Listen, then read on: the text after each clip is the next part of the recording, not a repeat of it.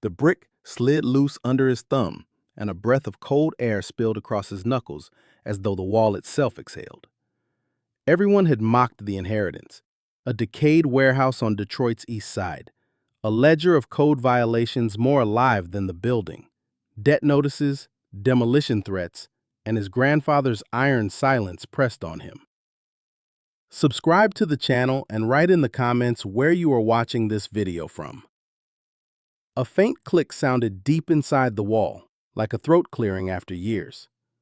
Month's end would end everything, unless he found a reason to fight. His fingers met metal. The past stirred. The day he signed the papers, the city wore slate clouds, and the warehouse hunched against Mack Avenue like a tired old boxer. He was retired now, a black man who had spent decades on assembly lines, then years sweeping school hallways, listening to the squeak of young shoes and the soft grief of underfunded dreams. The deed came with apologies and costs, tax liens, code citations, and a developer's postcard smile promising mercy at a price. He unlocked the rusted door and stepped into air heavy with dust and the faint sweetness of long-decayed hope. Posters clung to the walls in curled fists. 196's nights, when trumpets had flared and feet had learned courage. Water stains mapped past winters, strange continents of neglect spreading across the ceiling. He stood still, letting the room name him, letting memory arrange itself. His grandfather's voice drifted up from the years. Keep the door open for the night walkers. It had never made sense when he was young. It sounded like poetry then, something elders said to make silence feel noble. Now, with developers circling the block like sharks scenting copper and brick, it felt like instruction. Gentrification's pressure was steady and impersonal. Across the street, a clean glass facade reflected the ruin back at him, as if the neighborhood had learned to erase itself. A realtor's voicemail wanted to alleviate burden. The tax office wanted blood from stone. The city wanted compliance on a deadline calibrated for failure. He wanted time and answers that would outlast winter. He found the basement staircase behind a peeling velvet curtain.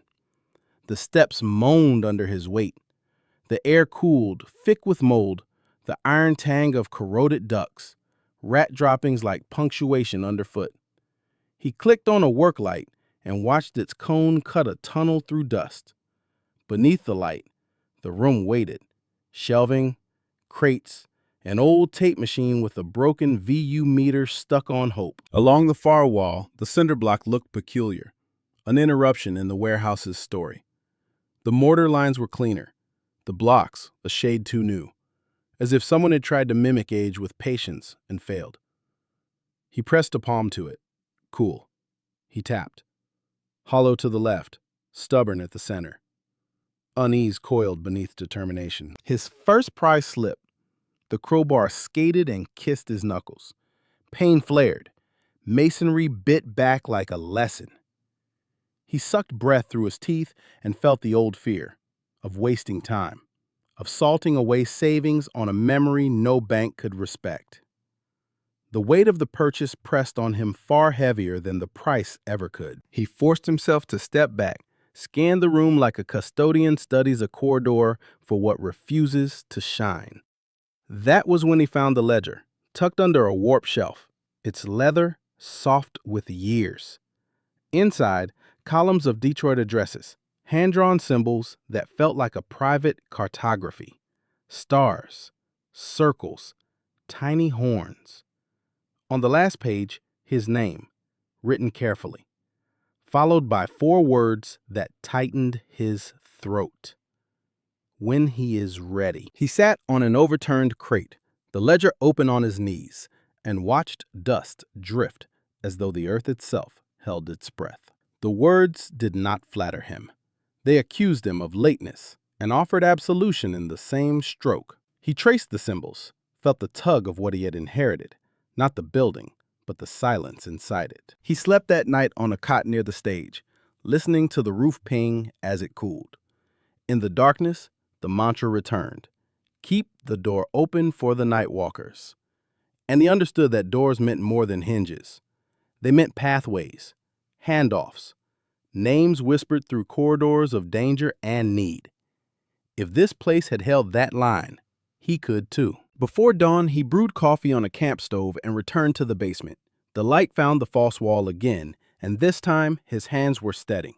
He scored mortar with patience, wedge by wedge, as though unearthing a relic from silt. The room answered with a low groan. A seam revealed itself like a scar softening under warm breath. He slid his fingers into the crack and felt metal, cold and deliberate, set back where any hurried search would miss it. He paused, forehead resting against cool brick, and let the fear pass through him. What he wanted was proof, something he could carry upstairs and set before the city like a lighthouse lens, solid, refracting history into present tense. What blocked him was not only rust and secrecy, but the possibility of nothing meaningful behind the story's door. He levered again. The wall sighed, an old theater taking one more bow.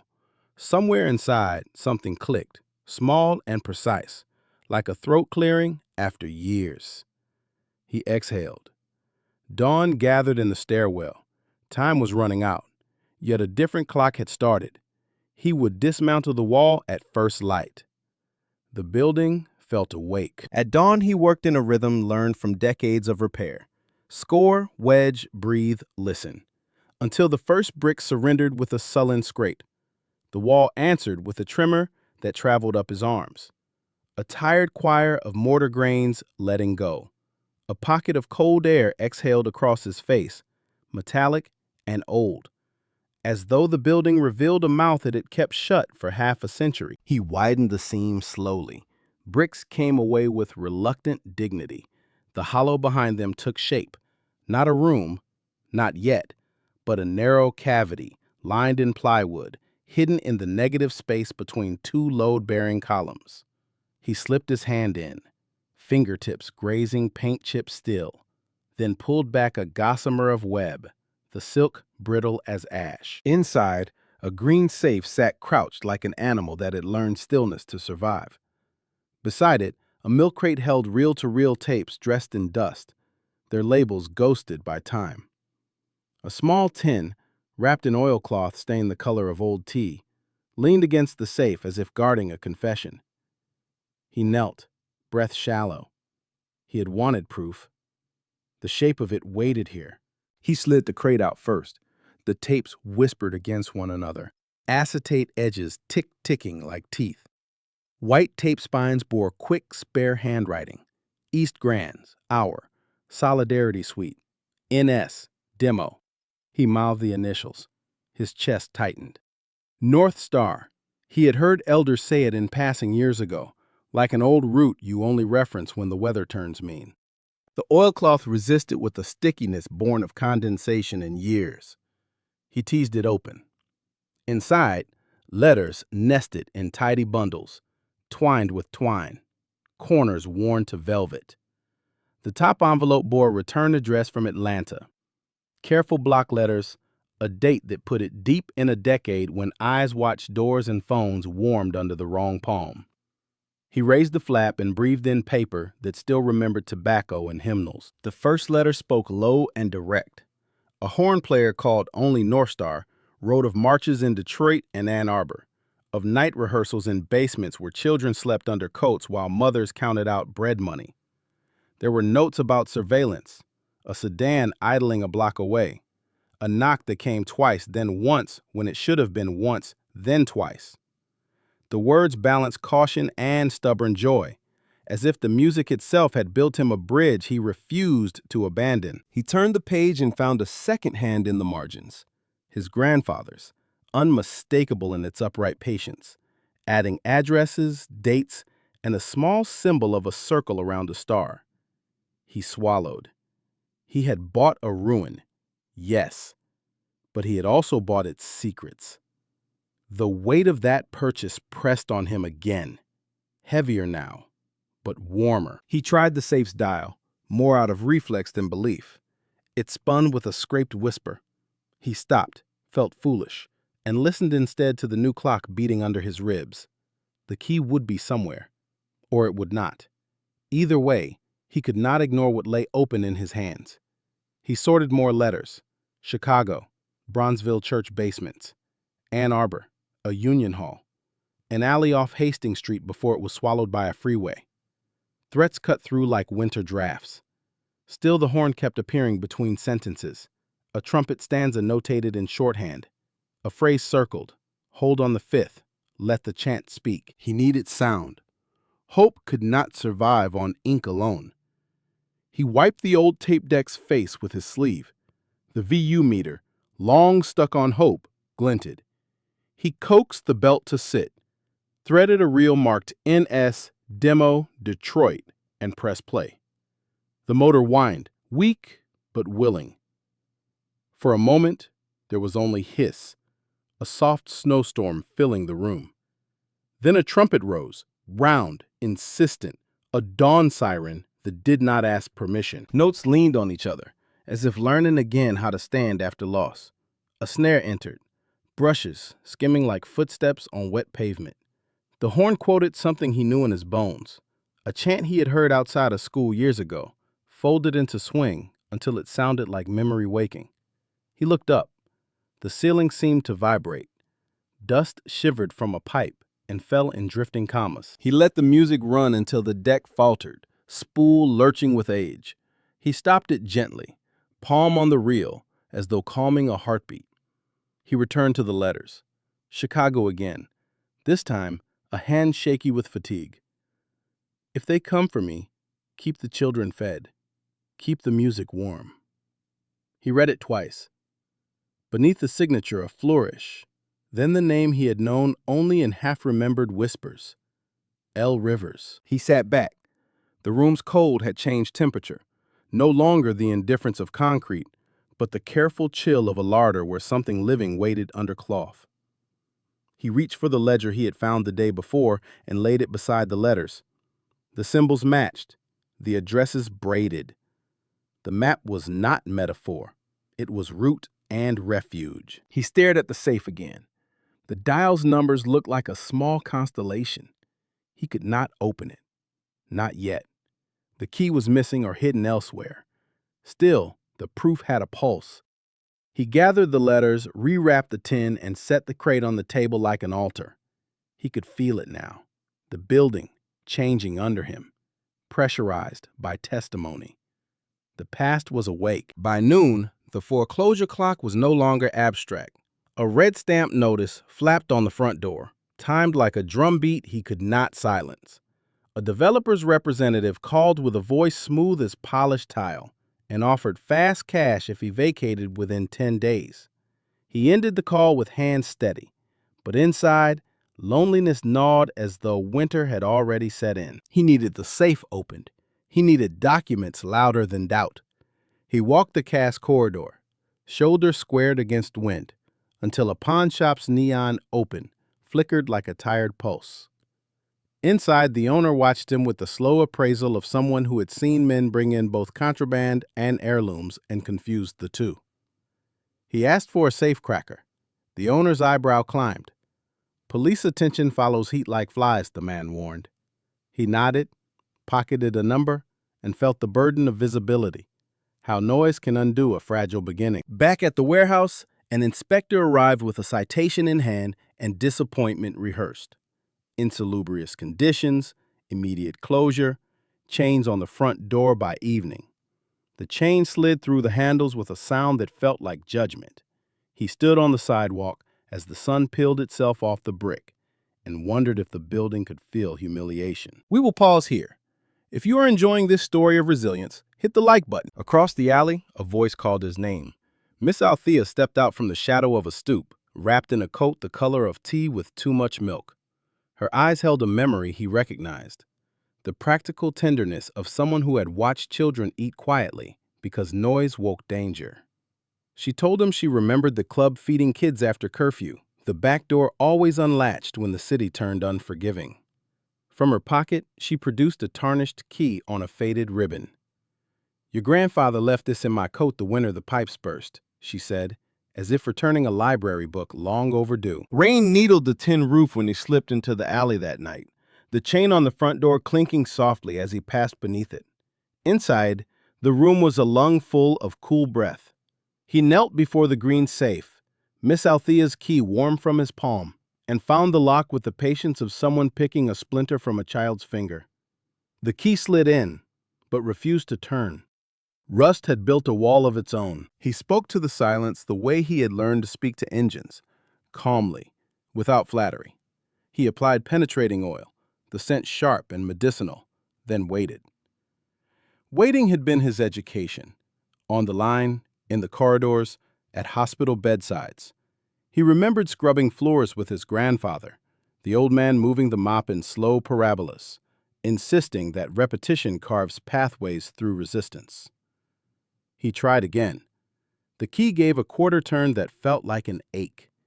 He stopped, waited, then pressed. The lock yielded with a sound like a sigh caught for years. Inside lay a velvet pouch the size of a closed fist. Contracts layered in waxed paper. A notarized letter bearing the name he had read in the margins, North Star, and a folded map sketched in a hand that favored clarity over flourish. Storage lockers, numbered and scattered like punctuation across the city spine. He lifted the letter first. L. Rivers wrote of royalties stolen by men who confused gatekeeping with ownership, of promises to funnel money to breakfast programs and bail funds if anything happened to him. If they come, keep the children fed, keep the music warm, the line repeated, as though the phrase itself had become a vow stitched into the paper. The velvet pouch held a ring, dented by work and a membership pin speckled with the green of old metal. He felt their weight, small but determinative, the kind of weight that accumulates into a life. He spread the contracts on the table and watched the language of exploitation sit beside the language of resistance. The map waited, a quiet dare. The following days passed in a blur of labor and sweat. He traced the ledger symbols and compared them to the map's coordinates. Church basements in Black Bottom, Union Halls in Hamtramck, a P.O. box in Ann Arbor. Each point evoked a memory of a city that had learned to conceal warmth under concrete. He still needed corroboration. A drummer's name appeared, then a bus route number scribbled in pencil. He rode to the end of the line in Dearborn and waited by a chain-link fence humming in the rain. The driver stepped off, uniform damp, eyes tired. "I am not interested," the man said before he asked anything. Let sleeping ghosts sleep. He stood there anyway, a small tape deck in his hand. He pressed play on a scratchy cut, and the horn entered with a tone that bent grief into purpose. The driver stopped, the set of his shoulders loosening as though an old knot had been found. "That is Rivers," he said. North Star was L. Rivers. He looked at the pavement, then added, "Your grandfather kept the door open when doors were closing all over. He does not need my testimony. The city does." Back at the warehouse, a cousin called to suggest selling now while the market was still hungry. "You are worshiping ruins," she said, frustration braided with care. Shame stung and then receded, replaced by the steadier hum of conviction. He invited Miss Althea and a handful of elders to a clandestine listening night. Candles burned in jelly jars, licking shadows up the cinder block. He set the reel spinning. The trumpet flooded the room. Eyelids lowered, hands tightened, shoulders shook with silent laughter at remembered riffs. A retired teacher whispered dates, march routes, churches, corners where chants had pivoted into melody. Memory threaded itself through the dust like a ribbon. Outside, another notice arrived. This one, nastier in its efficiency. "Sell now or the city will take it," an anonymous scrawl declared. He photographed every document, scanned letters on a borrowed laptop, backed up files to drives he hid beneath a pew at a church on Linwood. Power cut to the block. The tapes risked mold. He wrapped them in desiccants, moved them to the darkest corner, then sat with hands aching, the room dim as a throat. A police athletic league coach stopped by with a confession folded into a handshake. "I learned to read here," he said, thumb touching the old stage. He offered a contact at the Free Press. "Invite him," the coach said. "Let the horn do the talking." The reporter arrived skeptical, the way men who have had to prove their own survival learn to be skeptical of everyone else's story. He played a 30-second cut where the band quoted the roll call of streets, Dexter, Linwood, Euclid, braided into a march. The room stilled. Doubt loosened.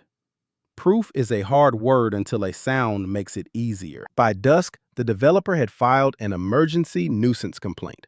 Court in 3 days. He felt fear gnaw at the edges again, the familiar dread of being humiliated in rooms designed for dismissal. Miss Althea appeared with a cardboard box from a closet that smelled of camphor.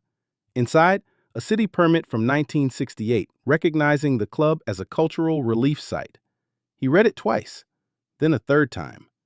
It was not sanctuary, not salvation, but it was a foothold. The more he read, the clearer the picture became.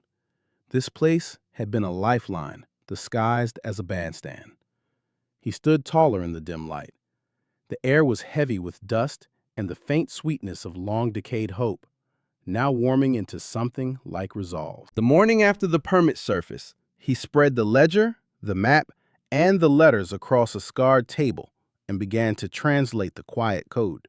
Circles around stars meant church basements in Black Bottom. Small triangles tagged union halls in Hamtramck.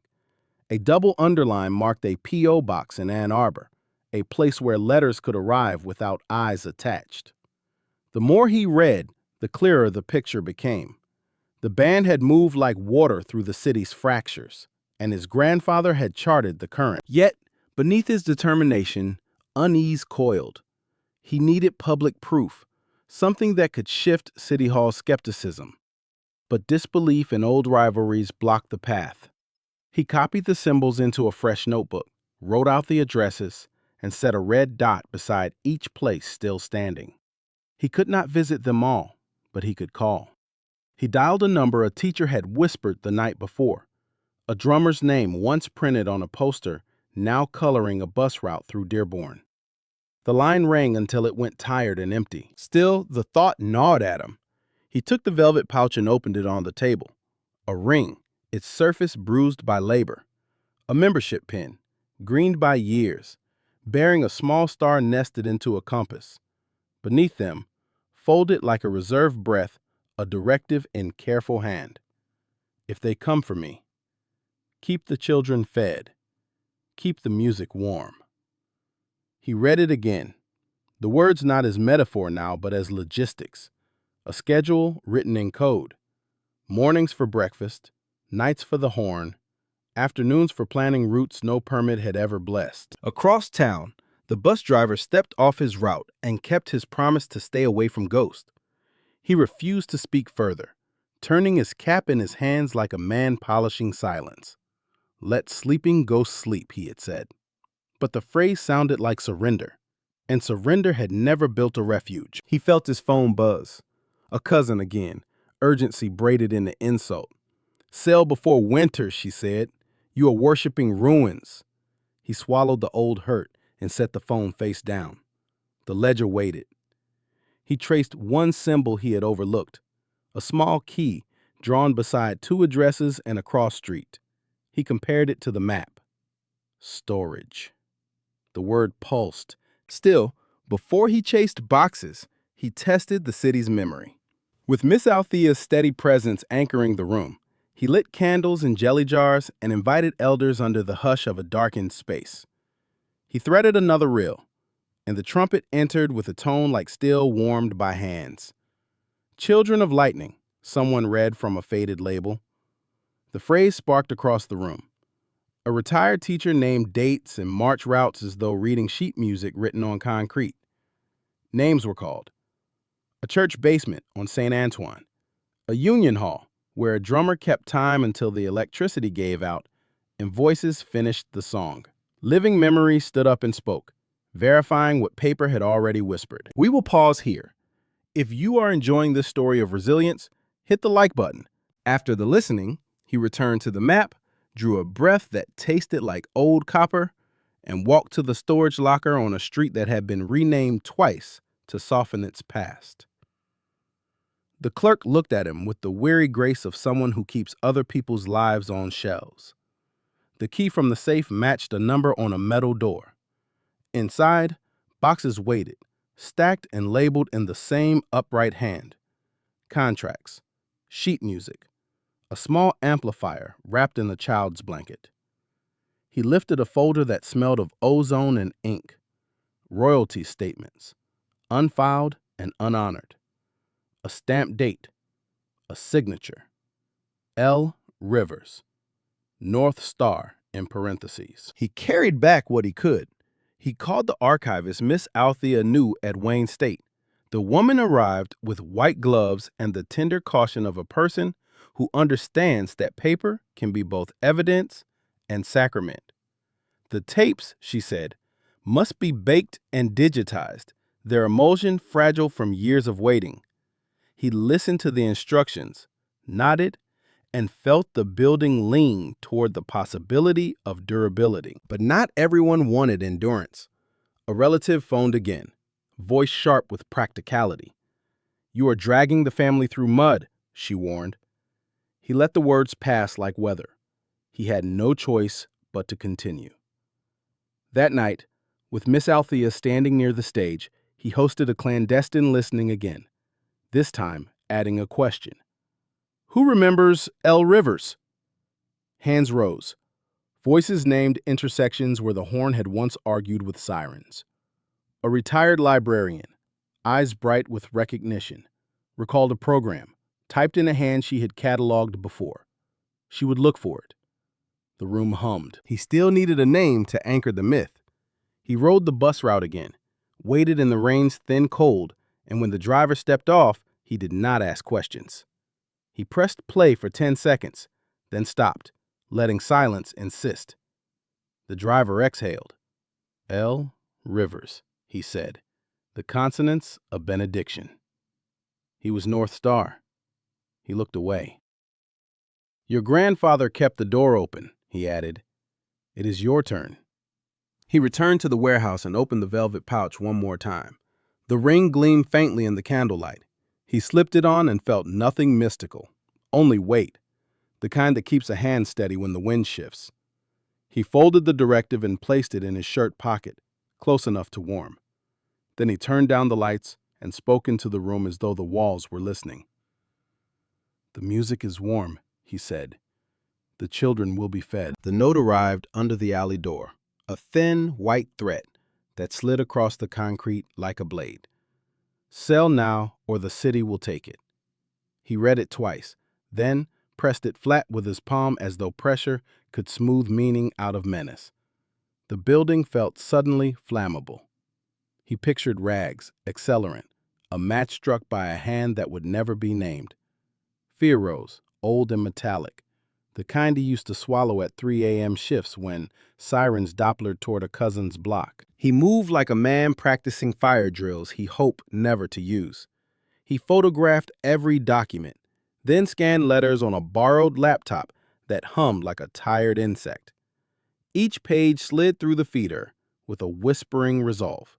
Contracts, ledgers, directives, until the archive existed twice, then 3 times. Redundancy braided into insurance. He copied drives, labeled them in the same upright hand he had inherited, and hid one at a church on Linwood beneath a pew that had held grief before. The power died at dusk, a clean, deliberate cut. Darkness pooled in the ceiling corners. The tapes sighed in their cases. Without airflow, mold could creep like winter through a bad seal. He wrapped reels with desiccants, stacked them away from exterior walls, then leaned back, hands aching as if age had suddenly remembered him. Cold returned. It was the kind that burrows behind the sternum and asks if there is enough strength left for another season. A knock thudded softly. A police athletic league coach stepped in, hat in his hands, confession folded behind his tongue. "I learned to read here," he said, eyes touching the stage where floorboards remembered dozens of shoes. He slid a card across the table. "A contact at the Free Press. Skeptical but fair. Let the horn speak first," he said. "You speak last," he called. The reporter arrived with a pen and a look that had measured too many embellished claims. He gestured to a chair, said little, and threaded a short clip. 30 seconds where the band braided a march into swing, calling streets by name until geography turned into pulse. Dexter, Linwood, Euclid. The air thinned. The reporter's pen paused mid-scratch. Authenticity is a hard word, the man said quietly, but some things refuse to lie. He would return with a photographer and questions that mattered. The developer did not wait for nuance. An emergency nuisance complaint hit the docket like a shove. 3 days. Court in a room where ceilings had long learned to bend voices downward. He gathered affidavits. The bus driver agreed to nothing and then promised everything in a single nod. A retired teacher wrote her memory as though it were a syllabus, dates and routes and a note about the smell of coffee in the hall when the snare lost electricity. Miss Althea stood by, assembling a slim stack of city forms, and then, from a box that had slept under her bed since a winter of loud sirens, she lifted a permit from 1968 recognizing the club as a cultural relief site. The paper's edges were soft, the ink steady. He laid it on the table like an anchor, yet beneath his determination, unease coiled. He dreamed of locks failing, of doors that opened into blank rooms, of phones that rang without voices attached. He woke at 2, then 3, brewed coffee that tasted like tin, and reread letters to keep the shadows from growing teeth. The building creaked in the wind, old bones arguing with weather. He whispered the mantra he carried, "Keep the door open." It steadied him, but only just. By morning, the block looked stripped. Someone had pulled the meter. The blue of the winter sky pressed close, the kind that makes brick look brittle. He walked to the church on Linwood, placed a second set of copies beneath a different pew, then returned to photograph the walls themselves, as if Cinderblock could testify. He wrote names on masking tape and placed them beneath old posters, not to label relics, but to remind the room of its witnesses. A call from a relative arrived with the weather's indifference. Sell while you can. He allowed her urgency to pass through him. He had no choice but to persevere. He turned back to the work, scanning, labeling, breathing, until repetition drained panic into purpose. At noon, a woman entered, hair silver, back straight, eyes bright with the particular intelligence of those who catalog the world so it cannot be misplaced. Retired librarian, she said, offering her name with a warm precision. She held a program from the club, typed in a hand she had once shelved a dozen times. Same date as a letter, same lineup, same North Star scrawl. She tapped the corner. Corroboration, she said. Not loud, but clear. He exhaled. The word felt like a hand on the shoulder. He scanned it, filed it, then looked around and saw the room not as a ruin, but as a vessel tuned to carry weight. The air was heavy with dust and the faint sweetness of long-decayed hope, warming now, as if lit from within by a pilot light that had waited decades. Night fell sharp. He lay on the cot and listened to rain start in small, persuasive points on the roof, then drum into something like applause. He did not sleep. He rehearsed testimony in his head, excising adjectives until only verbs remained. He would let sound carry the argument. He would lift the permit like a lantern. He would say the names slowly enough that the room had to hear them. Outside, tires hissed past, then a car idled and moved on. The note under the door lay where he had left it, threat flattened to paper again. He rose, tore it into strips, and fed it to a metal trash can, fire blooming quick and clean. He watched ash lift, thought of the horn, thought of children eating in a room that smelled of reheated beans and brass, and felt the difference between fear and warning. One exhausts, the other instructs. He chose the latter. He chose to keep the door open. The morning tasted of iron. He stood on the courthouse steps with a folder pressed to his ribs, the permit at the top like a thin shield. Inside, fluorescent light flattened faces and made the ceiling feel low, as though voices should bow before speaking. The developer's attorney sat in a row, silver pens aligned, their smiles rehearsed to pass for civility. He kept his eyes on the clerk until the case number was called. Wants are simple under pressure. He wanted recognition and time. He wanted the building to breathe without chains. What blocked him was a practiced choreography of derision, filing stacked like barricades, and a judge whose docket had taught him to distrust miracles. The developers' council rose first, the cadence smooth. Blight, hazard, nuisance. Photographs of peeling paint and a chain on the front door flickered on a small screen like a set of accusations. Their story was elegant in its emptiness. Broken windows, therefore, broken purpose. He listened without blinking, feeling the room agree with inertia. Then the judge turned, impatience couched in courtesy. Your response. He stood, palms dry, voice low. He began with verbs. Fed, sheltered, played. He placed the 1968 permit on the rail, its soft edges resolute. Recognized as a cultural relief site, he said, the phrase landing with the weight of an old oath. He laid the letters beside it, waxed paper crackling softly. He spoke the name written in careful hand, L. Rivers, and let the stage name follow like a note that had finally found its root, North Star. The judge leaned forward, skepticism sharpening into interest, but not yet belief. Authenticity, he said. Anyone can write a story after the fact. The word after slid like a blade. He swallowed, nodded once, and lifted the contracts that named royalties and refusals, signatures in a hand that matched margins and programs. He asked permission, then pressed play on a 30-second clip where the band braided chant into swing. Dexter, Linwood, Euclid. The horn's tone did not plead. It testified. Silence opened like a held breath. For a moment, the fluorescent hum seemed to dim. Then a cough, a shuffle, a pen resumed its scratching. The city attorney frowned. Tapes can be fabricated, he said, voice steady with habit. Without corroboration, we are entertaining ghosts. As the judge began to speak, the door at the back eased open, and the bus driver entered, uniform damp from a late route, cap in his hands. He did not look at anyone until he reached the aisle. Then he removed the cap and lifted his chin in the direction of the bench.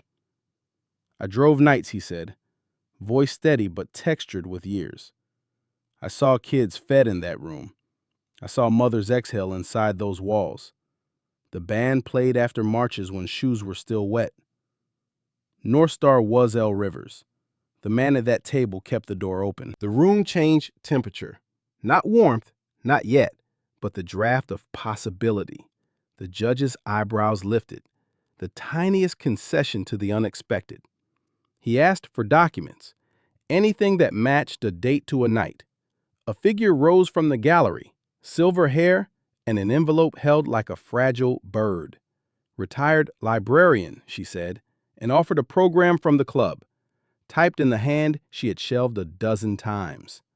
Same date as the letter. Same lineup. The scrawl of North Star, identical to the margins on the contract. Her voice did not swell. It landed. He felt the folder lighten, as if paper had been waiting for other paper to stand beside it. The judge took a long breath. Temporary stay, he said, words careful as measured grain. Historical review ordered. No demolition. He tapped the bench once, a small gavel without wood. The attorney shifted, recalculating charm. Outside, the sky had turned the color of pewter. He stood under it as though stepping into an old photograph, where rain had not yet been drawn. Reporters waited, with their questions arranged like chess pieces, but he did not speak first. He let the bus driver say the name again. He let the librarian hold up the program. He watched the building and his mind lift its shoulders, as if relieved to have another season promised. He thought of his grandfather's mantra and felt its edges soften into instruction. Keep the door open. The door had opened onto a courtroom, and the city had looked in and chosen, for a day at least, to listen. A stay was a breath, not a life. He woke before light, the building silhouette a dark ribcage against a bruised sky, and counted what it would take to keep breath moving. Funds, bodies, protection from a city that could change its mind as quickly as weather. Exhaustion pressed its dull thumb at the base of his skull. He stood anyway. He made calls. Teenagers arrived in a loose squad, hoodies up, earbuds tucked away out of respect. He handed out scrapers and masks, showed them how corrosion lifts when you lean with patience. Elders came too. their stories a currency that bought hours no grant could cover. The work moved in a rhythm older than the block. Scrape, haul, listen, until piles of ruin became a path. Yet beneath his determination, unease coiled. A broken window at dawn, glass pried, not shattered, nothing taken, just air rearranged to say, "We can step inside you." He walked the rooms, fingertips grazing walls as if to feel a pulse. He wanted to sleep there, to guard it with his breath. He unrolled a sleeping bag near the stage and told the building he would keep watch. We will pause here. If you are enjoying the story of resilience, hit the like button. In a locker he had ignored, he found his grandfather's jacket folded into itself, sleeves crossed like patient arms. The lining hid a small brass tag stamped with 3 words, NS, Detroit, home. He held it until the metal warmed. He slid it into his pocket and felt steadier, as if the jacket had returned a hand to his shoulder. He turned resolve into paperwork. The cultural heritage application read like a prayer and a case file. Affidavits, audio transfers, the 1968 permit, letters inked by hands that had learned to make careful shapes under surveillance. He wrote a statement that refused adornment. This building fed children, sheltered bodies, archived music, and held community in its ribs. He submitted it and watched the status bar move like molasses. Approvals stalled. Winter arrived early, pressing condensation onto tape boxes like a second threat. He called the Wayne State archivist, and together they baked reels in a lab that smelled faintly of warm plastic and patience. The first clean master slid into sound with a clarity that made his throat tighten. The suite carried a title written in pencil and certainty. Children of Lightning. The horn rose, then parted like a curtain for drums that sounded like rain teaching pavement its own name. A local station aired a quiet segment. Not hype, not spectacle. A room, a horn, a permit, a name. The donations that followed were not torrents but steady rain. Small bills, one check with a note about a grandfather who once danced in that room, a box of gloves with a church's return address. Volunteers surged in shifts.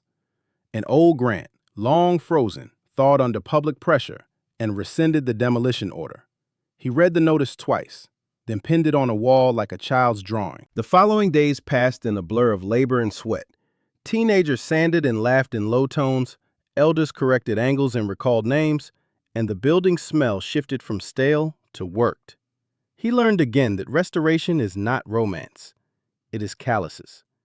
It is the ache in the back that teaches scale.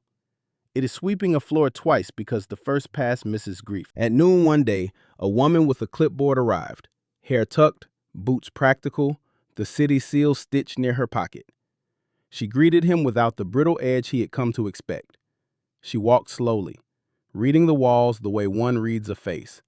She listened to a minute of Children of Lightning, eyes narrowed not in doubt but in concentration. She nodded once at the permit framed beside the stage. Paperwork moves, she said, when the city wants it to. Keep this loud. He launched the neighborhood crew with a simple rule. Every hour of labor buys an hour of storytelling. Teenagers learned to listen without flinching. Elders learned to trust that the listening would not turn into spectacle. He watched both groups soften around each other, suspicion converted molecule by molecule into respect. Still, the thought gnawed at him. A stay was not survival. He needed structure, not just sentiment. He drew up schedules, assigned inventory, labeled boxes in the upright hand his grandfather had taught him.